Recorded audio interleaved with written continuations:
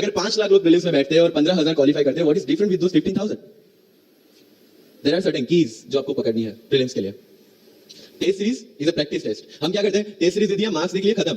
No, that is not for your evaluation, that is part of your learning process. What I used to do sir, कि वाजीराम का जब test खत्म होता था, मैं घर पे आके खुद उसकी की बनाता था.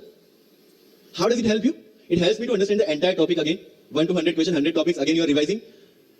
की में क्या होता है, जो 4 ऑप्शन दिए उसके इर्द गिर्द ही पूरा सॉल्यूशन देता है. जब आप गूगल पे पढ़ते हैं, you understand the whole topic again.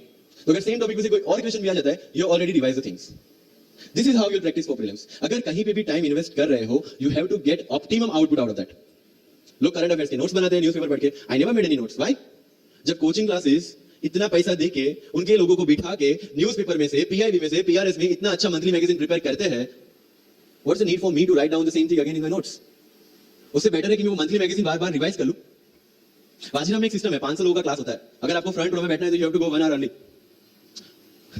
सो मैं 1 घंटे पहले जाता था, लेकिन 1 घंटे पहले जाके लोग वहां क्या करते थे, they started discussing the things जिनके बारे में उनको खुद को पता नहीं होता.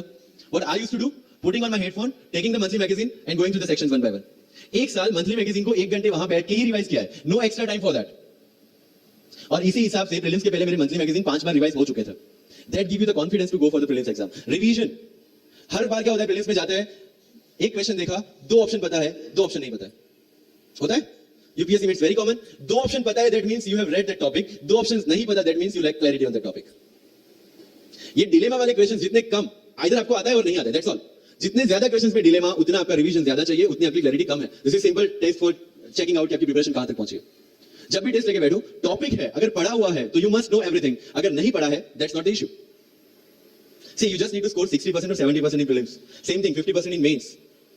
So there is no one who can clear the 100% syllabus of UPSC. आज तक UPSC, GPSC दोनों फर्स्ट अटेम्प्ट में क्लियर करने के बाद भी, if I am asked something from medieval India, I don't know anything. पढ़ा ही नहीं, मैंने स्किप कर दिया. मुझे पता है कि अगर 2 क्वेश्चन पूछते हैं प्रीलिम्स में, why to invest such a time on that instead of मैं पॉलिटी और इकोनॉमी का रिवीजन ना करूं जिसमें से श्योर क्वेश्चन आने, या फिर मैं इकोनॉमी और एनवायरमेंट ना पढ़ूं जिसमें से 15-20 क्वेश्चन श्योरली आने. Why to waste some time on something which is very uncertain in exam? And believe me, जब मैंने मेडिवल छोड़ा, मैं सर के पास गया था. He might not remember, लेकिन मुझे याद है. बोला सर मेडिवल पढ़ूं. मुझे क्वेश्चन पूछते तो नहीं है मेडिवल में, लेकिन मैं ये नहीं कहूंगा कि तुम मेडिवल मत पढ़ो. क्वेश्चन आ गए तो, एंड आई अंडरस्टूड सर, समझदार को इशारा काफी है. I left the portion and 2017 के प्रीलिम्स में एक भी क्वेश्चन मेडिवल से नहीं है. अब इसको आप लक बोलोगे, एंड ये लक तब बना जब मैंने कोई डिसीजन लिया. समझ रहे हो, राइट? तो सी यूपीएससी, मैंने पहले भी अपने इंटरव्यूज में कहा और आज फिर से कहा, it's just a mind game. It's just a mind game. चीजों को समझना है. मेंस में अगर मैंने आंसर राइटिंग नहीं किया तो I should not gate demotivated, because मुझे पता है कि मुझे उसकी जरूरत नहीं है. आपकी जरूरत है, आपको पता होनी चाहिए कि आपको किस चीज में. I was very sure in my mind कि अगर मुझे फर्स्ट अटेम्प्ट में क्लियर करना है तो मुझे कोचिंग चाहिए. That was very clear in my mind. जब मैंने सोचा कि कोचिंग करना है, वाजीराम में करना है, क्योंकि I research a lot about coaching institutions, तब मैं डिसीजन में पहुंचा कि वाजीराम में करना है. पता चला कि वहां की फीस 1.5 लाख है, रहने का खर्चा 3-3.5 लाख तो आराम से हो जाएगा. मेरे घर में टोटल सेविंग 10,000 से ज्यादा नहीं थी उस time. But I saw the dream, करना है, यहीं से करना है. एंड फिर गांव से एक बिजनेसमैन ने बोला कि ठीक है, you go to Delhi, you pursue your dream, I will finance your expenditures. But ये तब हो पाया जब I saw the dream without considering the situations.